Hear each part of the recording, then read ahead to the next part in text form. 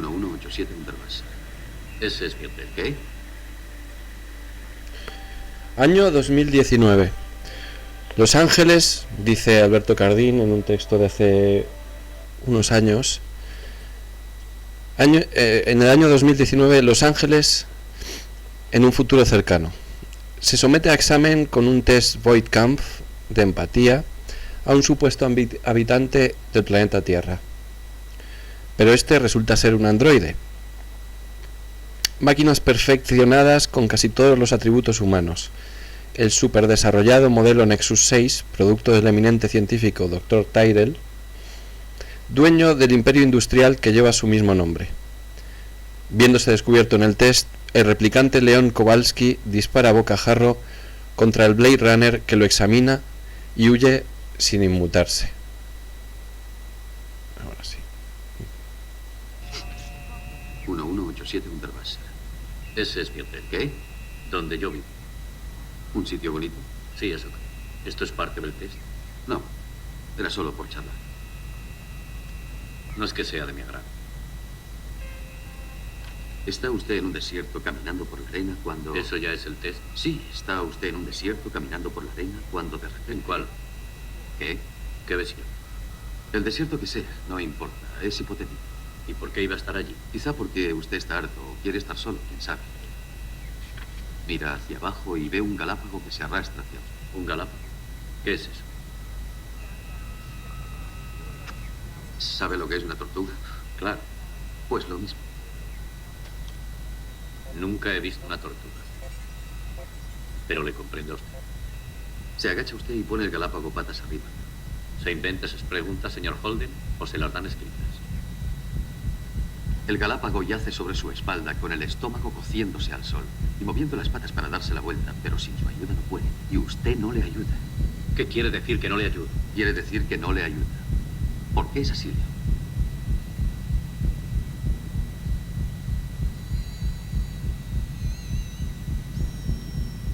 Solo son preguntas, León. En respuesta a la suya le diré que me las dan escritas. Es un test hecho para provocar una respuesta emocional. ¿Quiere que sigamos? Descríbame con palabras sencillas solo las cosas buenas que le vienen a la mente acerca de su madre. ¿Mi madre? ¿Sí? Le voy a hablar de mi madre.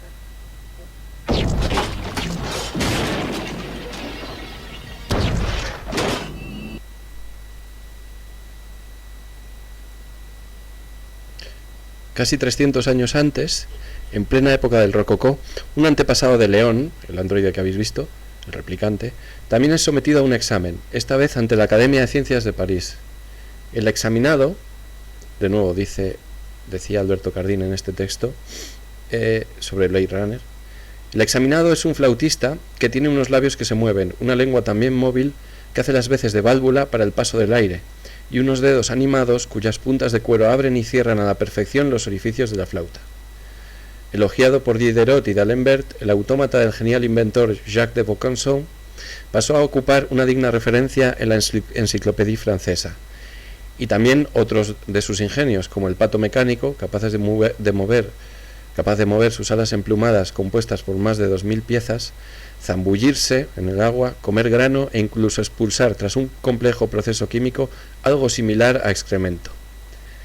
En 1920, el escritor checo Karel Čapek inventaba la palabra robot en su libro RUR, Rosum Universal Robots, que, recogiendo la tradición ancestral de objeto animado, iba a desarrollarse abundantemente hasta nuestros días, tanto en ficción como en la vida real. Blade Runner ofrece una visión global de la sociedad venidera, pero por primera vez no alternativa sino real. Un urbanismo canceroso y una arquitectura sucia, mezcla entre el pasado perenne y la acumulación de nuevas construcciones. Una arquitectura posmoderna por definición, compleja, variada, fruto de la yuxtaposición, la edición o la mezcla, nunca de la premeditación o del laboratorio. Una visión muy lejana a los asépticos, cromados y pulcros pasadizos de 2001 o incluso de la Guerra de las Galaxias. Los interiores resumen el barroquismo que procura el paso del tiempo. Las luces son frías o calientes, pero siempre deben penetrar una densa atmósfera, como si el mismo aire y polvo hubiese estado allí acumulándose desde siglos. Los objetos adoptan apariencias rancias y atemporales, van del high-tech al neobrutalismo. Los vehículos volantes nos resultan de lo más familiar, al igual que los complejos aparatos telemáticos o los paraguas luminosos. El vestuario vuelve a ser caleidoscópico, medieval entre los orientales, de alta costura en las oficinas, punky en la calle. Y por encima de todo, amenazadoramente, un monstruoso amasijo de lucecitas nos va provocando intermitentemente.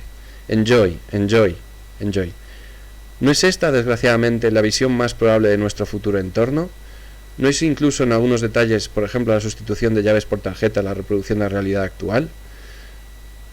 Por eso, justamente la película, decía Alberto Cardín, en el año 1988, sí, decía, por eso justamente la película nos da miedo, por eso impresiona y deprime. ¿Es justo tildar a Blade Runner de pesimista? La pregunta inmediata es, ¿no serán capaces arquitectos urbanistas y diseñadores de renovar y mejorar nuestro entorno para hacerlo más habitable dentro de 30 años? Y prosigue Alberto Cardín en este texto reflexionando un poco sobre los objetos y la arquitectura y el diseño en Blade Runner. Como este fragmento posiblemente no pase la prueba y seguramente quede silenciado, vamos a aprovechar ahora y poner otro clip que nos introduce en la siguiente parte del texto. Voy a abrirlo.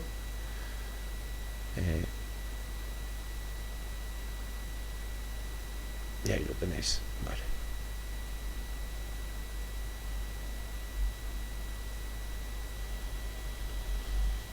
La incubación.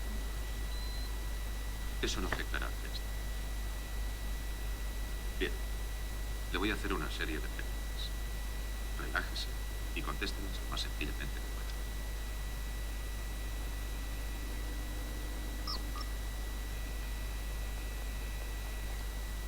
Es su cumpleaños y le regalan una cartera de piel. No la culpa. Y además denunciaría a la policía a la persona que me la regalara. Tiene un hijo. Este le enseña su colección de mariposas y un frasco de enseño.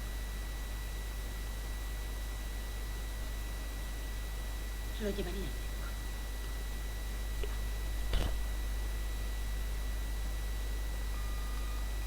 Está viendo la televisión. De repente se da cuenta de que una avispa le sube por el brazo. La maté.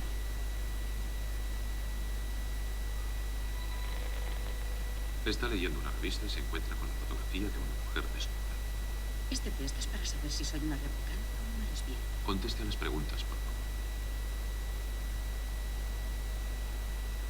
Se la enseña usted a su marido y a este le gusta tanto que lo pone en la pared de su dormitorio. ¿Qué pasa? No le dejaría. No le dejaría. ¿Por qué no? Debo ser suficiente.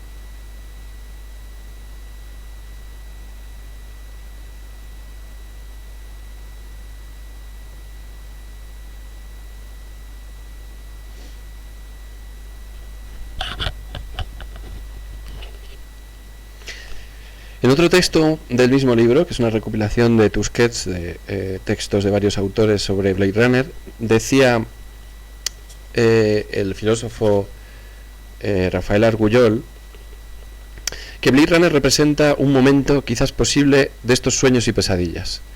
Hace tiempo que el hombre lleva imaginando momentos semejantes como retos decisivos con los que poner a prueba su propio mito.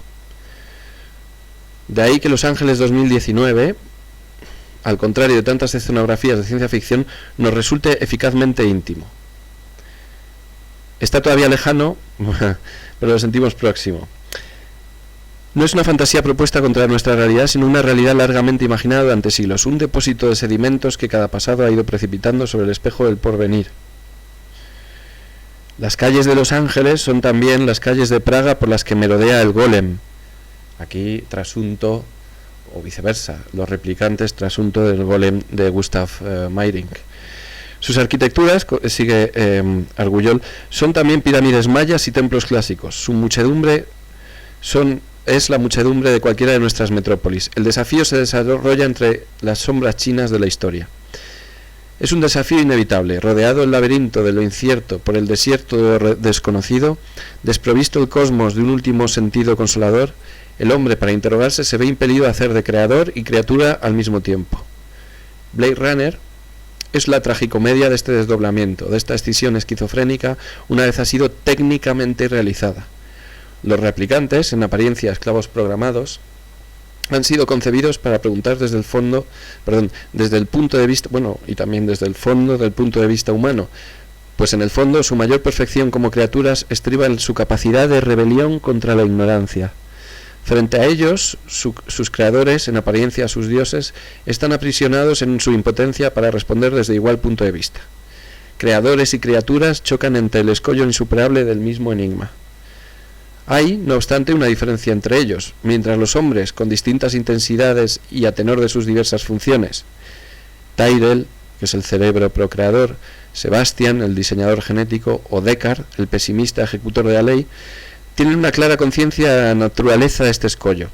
Los replicantes, sumidos en un estado de infancia espiritual, luchan desesperadamente por tenerla. Se debaten todavía entre las ciegas esperanzas que en la obra de Esquilo se atribuían a los humanos, al tiempo que estos, lúcidos y desesperanzados tras miles de años de progreso, ejerciendo de nuevos Prometeos, se ven obligados a acatar la incontrolable superioridad de esa Ananké primordial, cuya férrea oscuridad ha resistido todos los asaltos del conocimiento.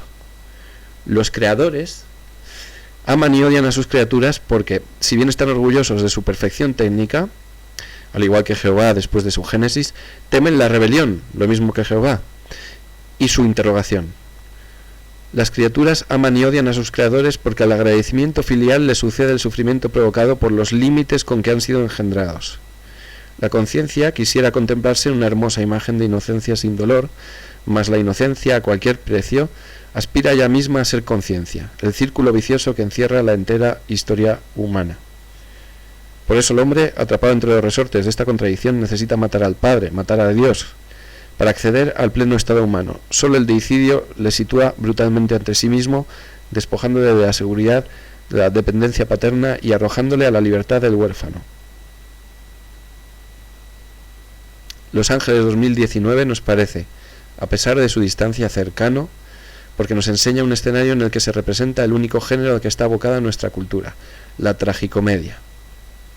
La comedia del escepticismo y del sarcasmo, del baile de disfraces en el que se ocultan los rostros de la angustia bajo las brillantes máscaras de la tecnología. Bueno, esto supongo que es la parte que ahora recobrará el sonido, espero, después de que la inteligencia artificial que controla nuestro destino aquí también en Twitch, pues posiblemente me haya devuelto la voz ahora, así que anuncio que llevo un rato leyendo textos de este libro dedicado a Blade Runner, con textos de Rafael Argullol y Alberto Cardín, que son los que he leído, pero también Vicente Molina Foix, Fernando Sabater, Eduardo Úrculo o Jorge Wagensberg, aparte de Guillermo Cabrera Infante, Juli Capella, Kim Larrea, José Luis Guarner o Antonio Miro y Antonio Tello. Llamativamente, por cierto, ninguna mujer entre los autores. Bueno, esto viene también al hilo de una, hablando de inteligencias artificiales, una inteligencia artificial, una adaptación de estos modelos de lenguaje natural que creados por con las siglas famosas GPT, ¿no? Uno de ellos es este, que es una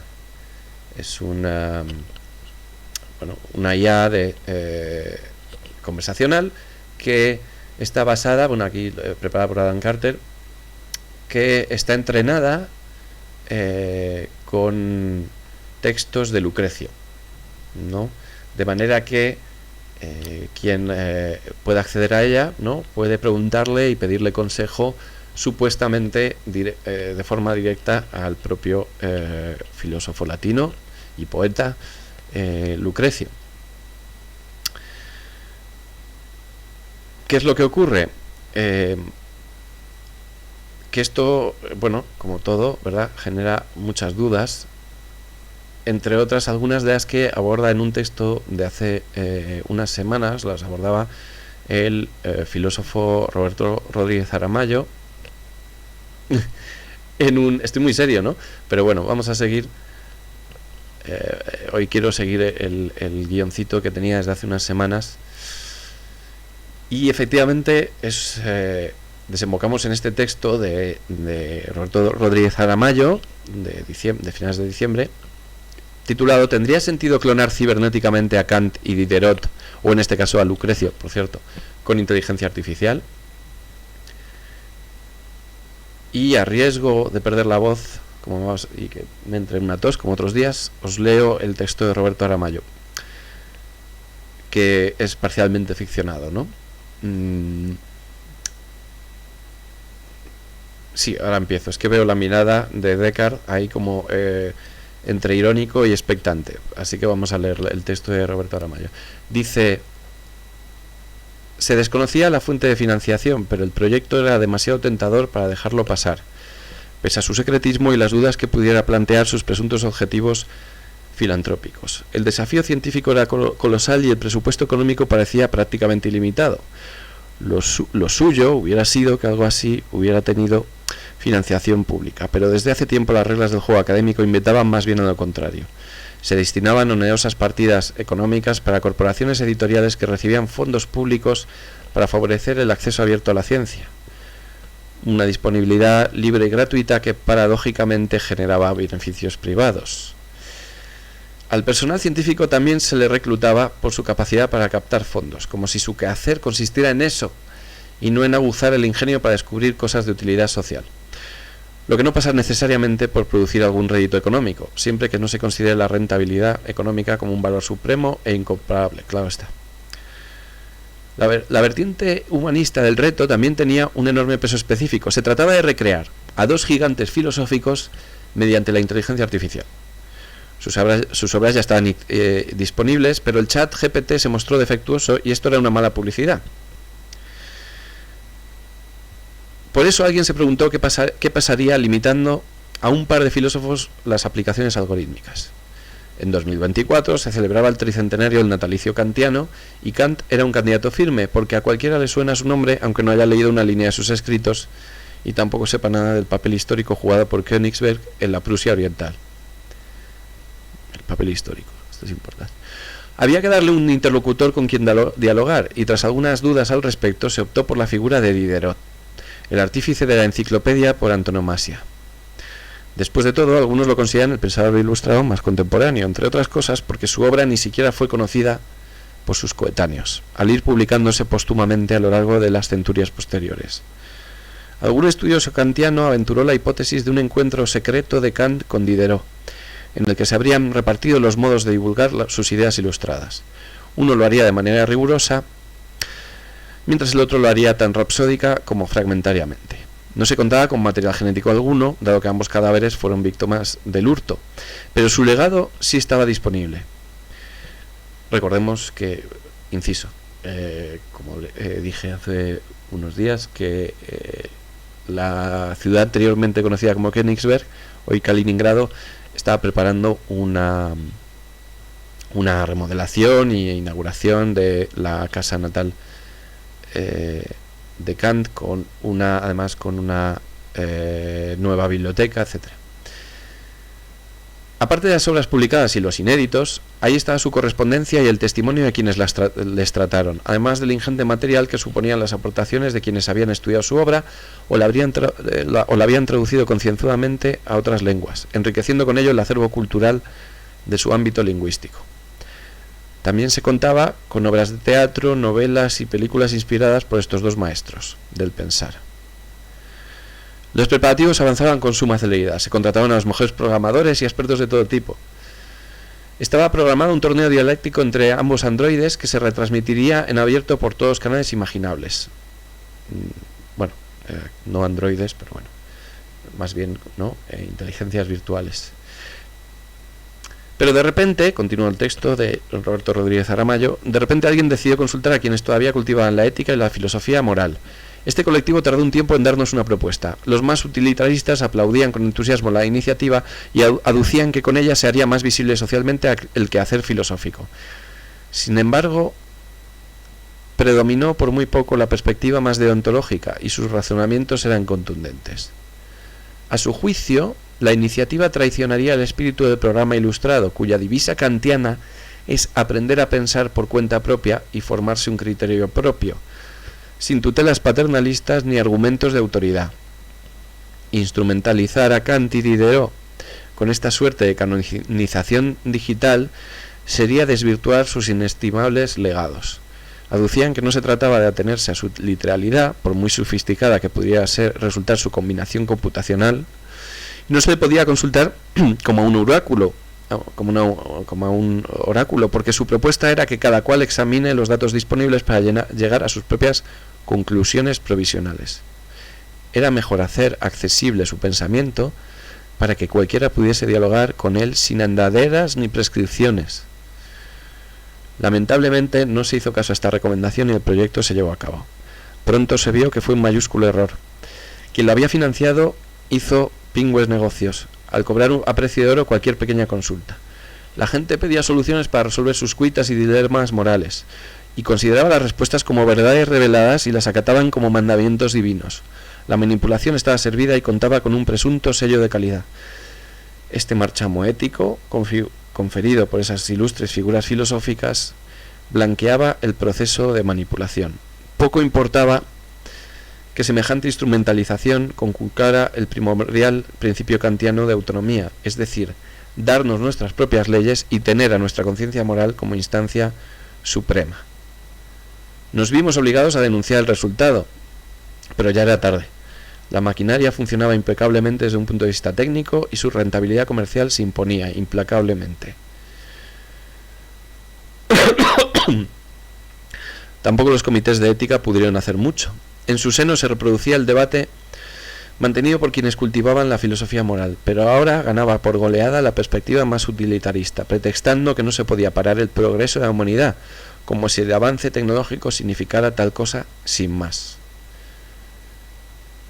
Entristece, dice Roberto Rodríguez Aramayo, cambiando un poco el tono, ver cómo Kant, el autor de Hacia la paz perpetua, es utilizado para legitimar ciertas guerras o reivindicar dogmas de la religión católica, pese a haber escrito la religión dentro de los límites de la mera razón. El propio Diderot quedaría silenciado por un alter ego digital que, lejos de practicar el escepticismo para combatir los dogmatismos, impondría sus recetas como fármacos para salir del paso y sepultar un síntoma en vez de interesarse por su etiología. Lo malo es que con esto se había colonizado el último bastión del espíritu crítico ilustrado, al convertir la filosofía en un manual de autoayuda. Ya daba igual que solo nos atendieran robots en el sector servicios y en el ámbito sanitario. La propia enseñanza se había confiado a las máquinas poco antes. Los algoritmos protocolizaban cualquier aspecto de la vida cotidiana, pautando el consumo y modelando nuestros hábitos, pero esta fue la puntilla. Quien pretendía tener un criterio propio y criticar algo planteando una duda, quedaba no solo desautorizado, sino estigmatizado por el simulacro de quienes dedicaron sus vidas a fomentar justamente lo contrario. En el pecado llevábamos nuestra lacerante penitencia. Ojalá estuviéramos a tiempo de no dejarnos llevar por las inercias y los intereses monetarios. Así acaba el texto de Roberto Rodríguez Aramayo, titulado, como os he dicho, ¿tendría sentido clonar cibernéticamente a Kant y Diderot con la inteligencia artificial? Un texto, como no podía ser de otra manera, que nos da menos respuestas que interrogantes, ¿no?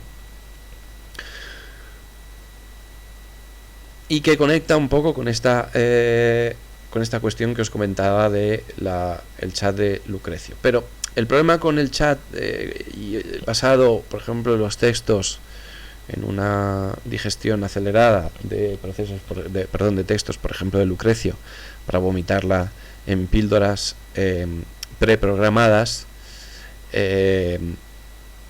surgen otras cuestiones más de fondo que de nuevo tampoco las voy a abordar en profundidad, ¿no? Pero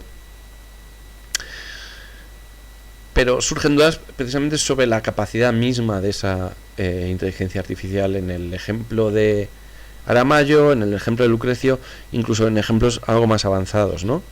Y esto tiene que ver con una cosa graciosa que vi el otro día, os lo pongo aquí, que es, a ver, este texto.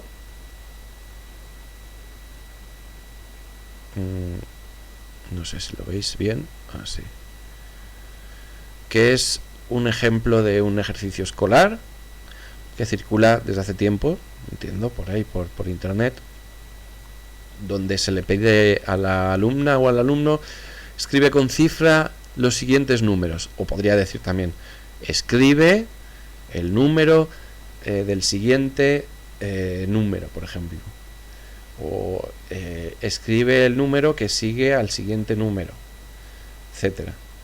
Pero en esta formulación escribe con cifra los siguientes números, el alumno o alumna ha entendido lo siguiente, ¿verdad? 10, 11, 98, 99, 81, 82, 60, 66, 67, 30, 31. Es decir, ha entendido que se le estaba pidiendo el número siguiente al número que se le daba. Parece gracioso, pero en realidad tiene que ver con cómo se plantean las preguntas, cómo se dan las instrucciones, cómo se propone que se aplique una regla. Por eso hace unos días el propio César Rendueles, el filósofo César Rendueles y sociólogo también, pensador si queréis en general, compartía esta imagen y comentaba que la imagen iba con el sello de aprobación de Ludwig Wittgenstein, ¿no? ¿A qué se refiere con esto? Bueno, como estoy jugando fuerte hoy, os voy a explicar un poco, os voy a leer a lo que se refiere, porque esto tiene que ver con un problema crucial de la filosofía de los últimos 60 años, entre otras cosas, que surge del epígrafe 202, especialmente 201, 203, de las investigaciones filosóficas, Philosophische Untersuchungen de Ludwig Wittgenstein, que os leo en la traducción de los grandes pensadores y filósofos del lenguaje y de la ciencia, Alfonso García Suárez y Ulises Mulines. Dice Wittgenstein aquí, 201. Nuestra paradoja era esta: una regla no podía determinar ningún curso de acción porque todo curso de acción puede hacerse concordar con la regla. La respuesta era: si todo puede hacerse concordar con la regla, entonces también puede hacerse discordar, de donde no habría ni concordancia ni desacuerdo. Que hay ahí un malentendido se muestra ya en que en este curso de pensamientos damos interpretación tras interpretación, como si cada una nos contentase al menos por un momento, hasta que pensamos en una interpretación que aún está detrás de ella. Con ello mostramos que hay una captación de una regla que no es una interpretación, sino que se manifiesta de caso en caso de aplicación en lo que llamamos seguir la regla y en lo que llamamos contravenirla. Es decir, dice, de ahí que exista una inclinación a decir toda acción de acuerdo con la regla es una interpretación, pero solamente debe llamarse interpretación a esto, sustituir una expresión de la regla por otra. Y entramos en el epígrafe de los 202. Por tanto, entre comillas, seguir la regla es una práctica, en alemán eine Praxis, y creer seguir la regla no es seguir la regla.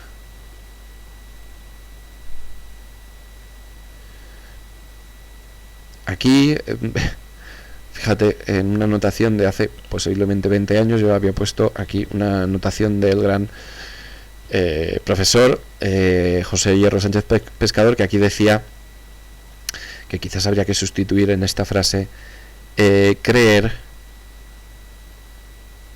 por pensar, no porque sea más literal, porque de hecho veo aquí que en alemán dice und der Regel zu folgen glauben ist nicht, o sea, glauben usa glauben, pero bueno, da igual.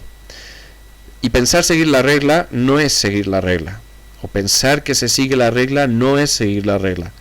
Y por tanto, dice Wittgenstein, no se puede seguir privadamente, entre comillas, la regla, porque de lo contrario, creer seguir la regla sería lo mismo que seguir la regla. Vamos, que como dice en el epígrafe siguiente, 203, el lenguaje es un laberinto de caminos. Vienes de un lado y sabes por dónde andas, vienes de otro al mismo lugar y ya no lo sabes. 204 dice: puedo tal vez, tal y como están las cosas, inventar un juego que nunca se ha jugado por nadie. Pero sería también posible esto. La humanidad nunca ha jugado ningún juego. Pero una vez alguien inventó un juego, que luego en verdad nunca fue jugado. Y luego continúa hablando también, introduciendo ya el concepto aquí de intención, que para ella, o sea, esto es por cierto lo curioso de la intención del proceso mental, esto es una cita, que para ella no es necesaria la existencia de la costumbre, de la técnica, que por ejemplo es imaginable que en un mundo en el que ordinariamente no se jugase nunca, dos personas jugasen una partida de ajedrez, e incluso solo el comienzo de una partida de ajedrez, y fuesen entonces interrumpidas. Y dice Wittgenstein: pero ¿no está el ajedrez definido por sus reglas? ¿Y cómo están presentes esas reglas en la mente del que intenta jugar al ajedrez? Seguir una regla es análogo a obedecer una orden. Se nos adiestra para ello y se reacciona a ella de determinada manera. Pero ¿qué pasa si uno reacciona así y el otro de otra manera a la orden y al adiestramiento? ¿Quién está en lo correcto? Bueno, son formulaciones clásicas alrededor del problemón filosófico, ¿no?, de seguir una regla. Problemón que luego el gran filósofo y lógico que murió hace poco, hace un par de años, Saul Kripke, convirtió en la paradoja de las reglas de Wittgenstein, ¿no?, y creó con ello un monstruo filosófico del que, bueno, hablar de eso ya es otra historia. Me había apuntado aquí para entrar en mayores profundidades si cabe, pero no sé si quizás sea muy denso. Veo que estáis todos como en silencio, un poco quizás me he pasado de densidad hoy filosófica, no lo sé, al menos para estas transmisiones. Por volver un paso atrás y comentar un poco más y ahorraros la búsqueda, Lucretius GPT fue creado por el investigador y analista Kelly Truelove, aunque yo os he puesto una versión quizás adaptada, yo os he dicho un nombre, pero ese es quizás un adaptador de este Lucrecio, inteligencia artificial, que está basado, según esa primera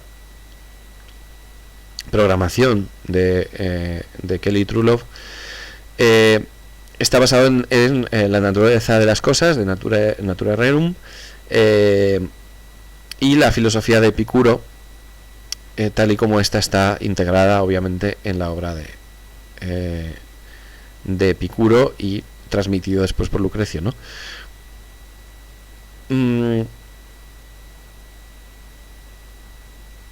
Y luego, bueno, es que sí, tenía aquí entrevistas, una entrevista a la propia inteligencia artificial, pero bueno, eso quizás lo podéis ver buscando por ahí Lucretius GPT, y hay un artículo que se llama Philosophical Uses for LLMs Modeling Philosophers, que es un artículo del propio Justin Weinberg, el curator, digamos, de la página de Daily News. Pero Pero bueno, os leía esto de la cuestión de seguir las reglas y tal, porque plantea problemas filosóficos también a la cuestión de la inteligencia artificial, ¿no? ¿Quién ha tratado estas cosas? Pues todos estos problemas, como veis, he dicho Kripke, Wittgenstein, propio Justin Weinberg, demás pensadores, hemos hablado también de Kant, pero especialmente, por supuesto, todos estos problemas de inteligencia artificial, pues aparte de, bueno, sí, del tratamiento que se ha podido dar por autores post-heideggerianos y tal, ahora mismo no me acuerdo cómo se llama, Hubert Dreyfus, por ejemplo, y más recientemente, bueno, ya vivimos en otra época, ya las divisiones ya no están tan claras, y desde luego pues pensáis como Juk Hui y tal, y otros autores han abordado estos desde una perspectiva más, entre comillas, ¿no?, entre los dos mundos.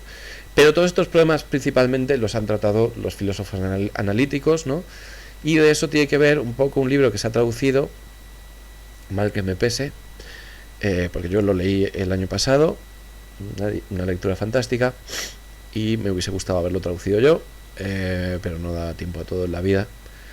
Y se ha traducido ya al castellano, que es el libro, pues espera, como lo tengo aquí en inglés, bueno, una aventura terriblemente seria, la filosofía y la guerra en Oxford, 1900-1960, de Nihil Krishnan, un profesor de Cambridge, paradójicamente, pero que, como cuenta en el libro, si no recuerdo mal, pues había estudiado en Oxford también. Y tenía aquí una reseña de Michael Dirda en el Washington Post, por coger algo de Washington Post, digamos, digerible últimamente, porque ya vivimos en tiempos de propaganda desaforada, entonces es difícil ya leer cualquier cosa, cualquier periódico, la verdad. Entonces, por eso, al menos la filosofía nos proporciona un poco un refugio. Y bueno, en la reseña dice, titulada Una carta de amor al intelectualismo, comienza Michael Dirda a hablar de este libro de Nihil Krishnan, que casi, si eso, a ver si puedo, un momentín, así os lo, vale, un segundo, y así os lo puedo poner aquí. El libro, ya os digo, de Nihil Krishnan, que se ha publicado en Paidós, si no recuerdo mal. Sí, aquí está. Pero os pongo la portada inglesa porque es la primera que he visto, y también porque Paidós hace tiempo que no me paga. Quiero decir que no trabajo para Paidós, así que tampoco, si hubiesen puesto dinero para aquí, bueno, ahí está. Bueno, lo pongo aquí. Y vuelvo a la reseña de Michael Dirda, ¿no?, que dice, empieza con una cita del propio Krishnan, ¿no? Uno podría empezar perfectamente con Sócrates, ¿no? Y dice Dirda, esa es una de las primeras líneas del texto del libro de Krishnan. Dice el reseñista, observemos cómo esta frase transmite una cierta como una cierta ironía, una cierta bueno, una cierta como desvergüenza, ¿no? Y sutilmente revela a un autor que está claramente bien formado, Krishnan, que enseña filosofía en Cambridge. Sugiere que podría haber elegido cualquier otro filósofo en lugar de Sócrates. Sin embargo, la decisión de crear de usar esta cita en especial indica a un escritor lo suficientemente confiado, ¿no?, y seguro de sí mismo y bien leído, porque de hecho está parafraseando una cita de una novela de Howard Zinn, ¿no? De Forster, que comenzaba también así. Uno podría empezar igualmente con una de las cartas de Helen a su hermana. Bueno, y sigue el reseñista un poco comentando, digamos, este libro, que es un repaso de los diferentes héroes filosóficos, ¿no? Que aparecen en Oxford en este periodo entre 1900 y 1960, desde pues eso, Gilbert Ryle, Alfred Julius del que hablaba ayer, John Longfellow Austin, Hare, Anscombe, Elizabeth Anscombe, o Peter Strawson, entre otros muchos, ¿no? De hecho, bueno, obviamente tienen que aparecer todos los grandes referentes de la filosofía analítica de una manera u otra, y de hecho aparecen desde Russell, pasando por, además obviamente por Wittgenstein, pero también muchísimos otros emigrados, ¿no? Que estaban ahí dando clases, de filósofos, pero también lingüistas, psicólogos, etcétera, ¿no?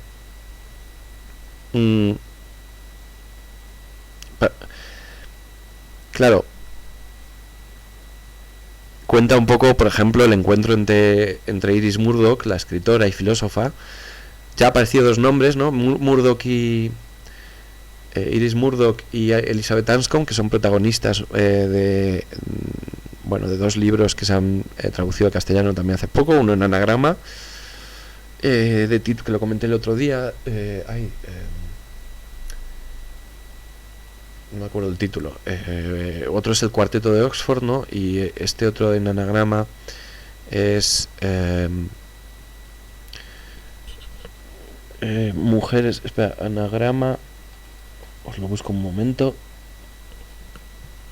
Aquí lo tengo. A ver si me sale. Caray. Como lo tengo todo pequeñito. A ver, novedades. Claro, está aquí en novedades de ensayo, debería aparecer, pero no. Aquí. Animales metafísicos, claro.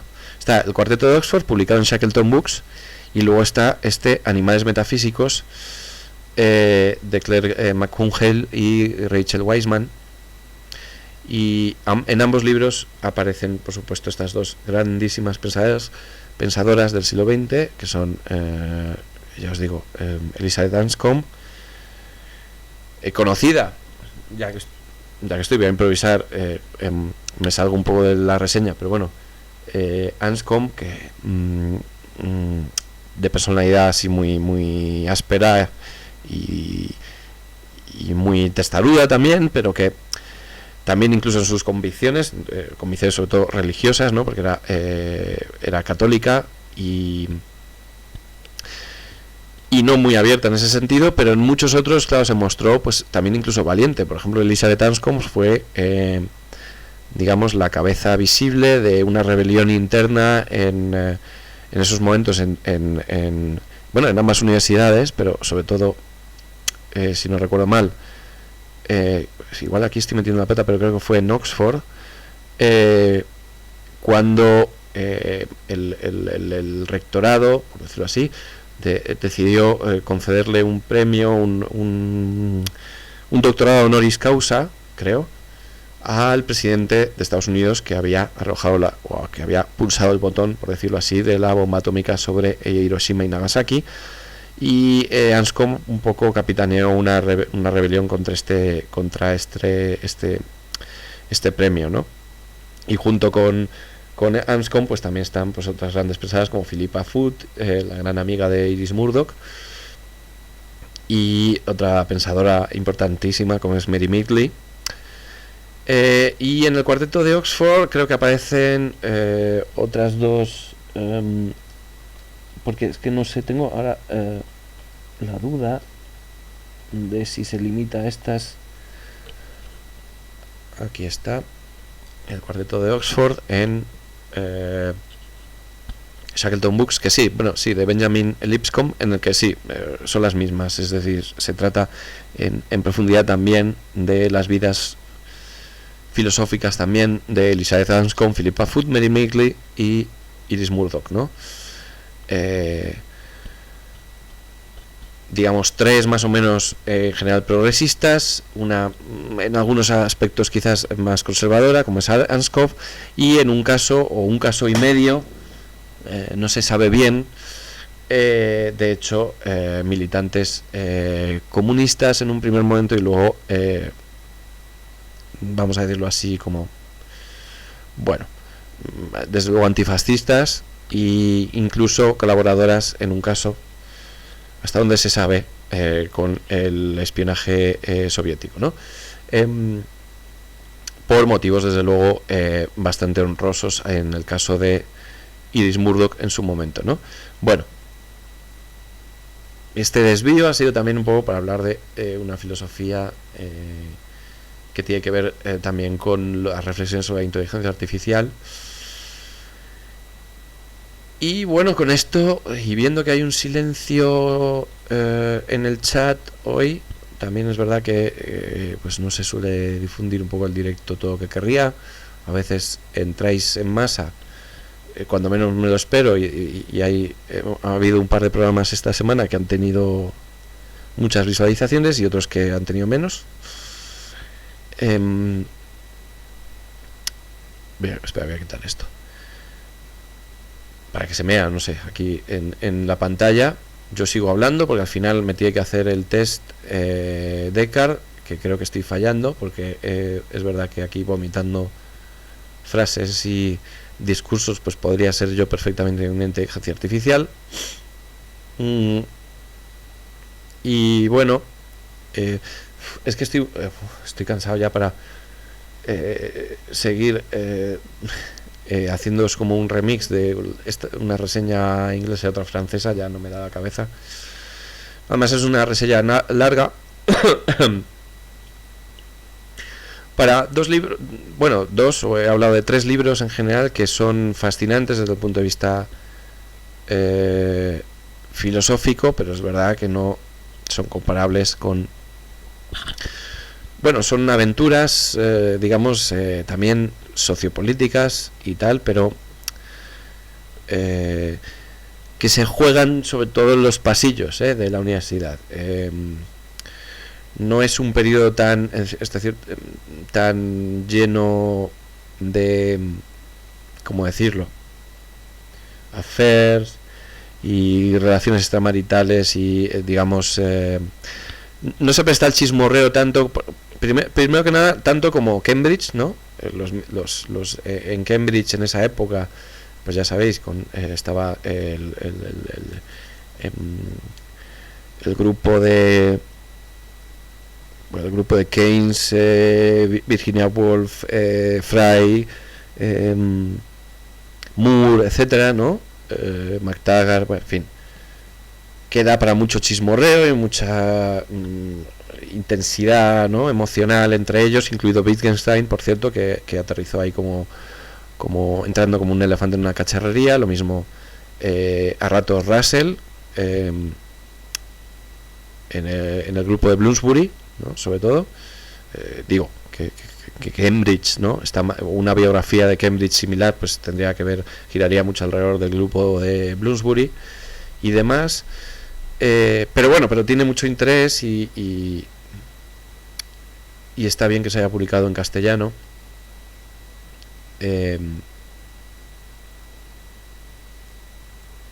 Y bueno, sobre la diferencia entre el cuarteto de Oxford y Animales metafísicos, pues quizás ya en otro día, quizás. Dice Dendito, ambiente juernero. No sé qué significa eso. De Juernes, bueno, sí. ¿El mío? No, es que estoy cansado, no sé. No sé si se me juerguista, creo que no. Y dice, tienes que conectar el streaming a tus sueños para sacar conclusiones. Sí, que la verdad no me da. Estaría bien, ¿no?, conectarlo y dejar que el inconsciente trabaje y me haga los programas por mí. Todo esto es porque me he salido del guión, porque luego, claro, tengo aquí, a ver, más reseñas. Mark Fisher, entrevista a Marina Garcés, bueno, Agnes Callar, bueno, cosas yo creo ya para la semana que viene con más energía. y acompañado un poco, una cosa un poco más animada en cuanto a variedad, ¿no? De libros y todo eso. Y menos solemne que hoy. Bueno, no sé si solemne, yo pensé que iba a ser divertido también poner los fragmentos de Blade Runner. También es verdad que posiblemente esto ya, para quien estéis escuchando en diferido, para la persona, una o 0 personas que hayan llegado hasta aquí, si es que si el diferido han quitado el sonido de toda la primera parte, pues claro, pues habréis llegado hasta aquí diciendo, bueno, pues sí, ha sido un poco rollo, pero bueno, los fragmentos de vídeo se supone que le daban un poco de ánimo a la cosa. Voy a guardar esto y qué deciros. Claro, hay un problema que ya os iba a comentar otro día. Claro, yo tendría para animar los segmentos todos los vídeos de TikTok, pero es que el problema ahora, no sé por qué, quizás no se me está oyendo. No, sí que se me oye, ¿no? Es que no acaba de reaccionar. No, claro, es que me estaba moviendo. Ahora sí. Vale.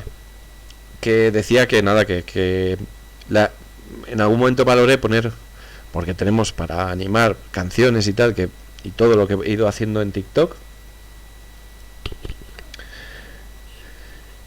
Pero claro, está el problema de la inteligencia artificial que controla Twitch y que a la mínima que salta una canción con derechos, aunque sea un fragmento pequeñito, pues silencia el vídeo, con lo cual no os podría poner cortinillas y tal basadas en TikTok. TikTok, que es a ver si lo puedo poner aquí. El TikTok, la dirección de TikTok os la voy a poner aquí por si acaso, para hacer un poco de difusión. A ver. Vale. Pues aquí está. No, he perdido el texto. A ver si lo puedo poner. Así pues se ve. No. Vale. Ahora sí. No, tampoco.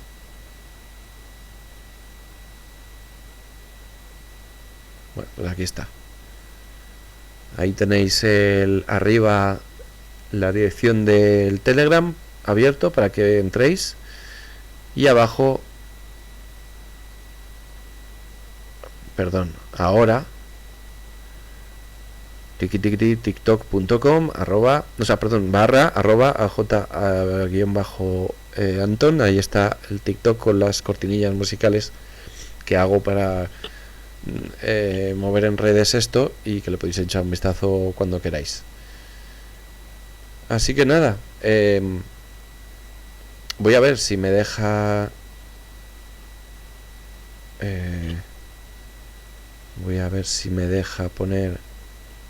poneros como fuente multimedia, no, como galería. A ver, captura de pantalla, y vemos para ver después otro día quizás el TikTok.